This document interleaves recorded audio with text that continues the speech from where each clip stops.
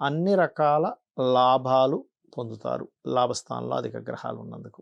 అదేవిధంగా కాస్త ఎవరికైనా అంటే ఈ షేర్ మార్కెటింగ్ ఇట్లాంటి విషయాల్లో ధనాన్ని వెచ్చించేటువంటి విషయంలో మాత్రం కాస్త జాగ్రత్తగా ఉండండి. ప్రధానంగా ఈ మాసంలో అది కూడా సెకండ్ హాఫ్‌లో, ఫస్ట్ హాఫ్‌లో కాదు సెకండ్ హాఫ్‌లో గుర్తుపెట్టుకోండి.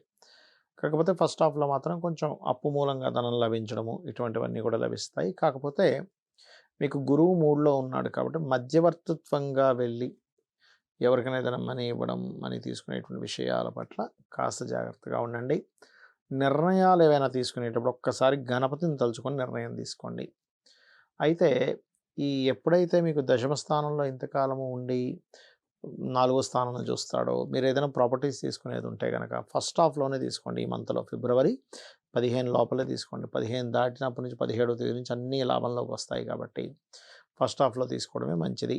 అంటే ఏదైనా వాహనం కావచ్చు, గృహం కావచ్చు ఏదైనా కానీ సెకండ్ హాఫ్‌లో అస్సలు పనికిరాదు గుర్తుపెట్టుకోండి.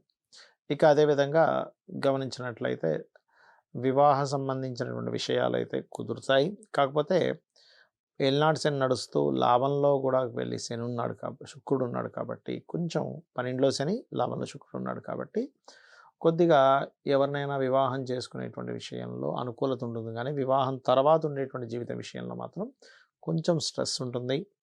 ప్రధానంగా తొందరపడేటువంటి ఇన్వెస్ట్మెంట్స్ చేయకండి. ఎందుకంటే మీకు 12లో శని, ఏలినాటి శని నడుస్తుంది కాబట్టి వీలైనంత మటుకు నువ్వులు దానము, నూనె మీకు దగ్గరలో ఆలయాల్లో ఉండేటువంటి వాటికి నూనె ఇవ్వడం దానం చేస్తూ ఉండండి. కాస్త పిల్లలు అంటే ఈ చదువుకునేటువంటి పిల్లలు కాస్త చదువు మీద కాన్సంట్రేషన్ తగ్గిస్తుంటారు. ఈ ఫిబ్రవరి మాసం సెకండ్ హాఫ్ నుంచి కొంచెం దాని మీద కాస్త శ్రద్ధ వహిస్తూ ఉండాలి. ఇక మీరు నిత్యము చేయవలసిన దేవతారాధన సూర్య భగవానుడిని ఎక్కువ ఆరాధించండి మరియు గణపతిని ఎక్కువ ఆరాధించండి. శ్రీమాత్రే నమః.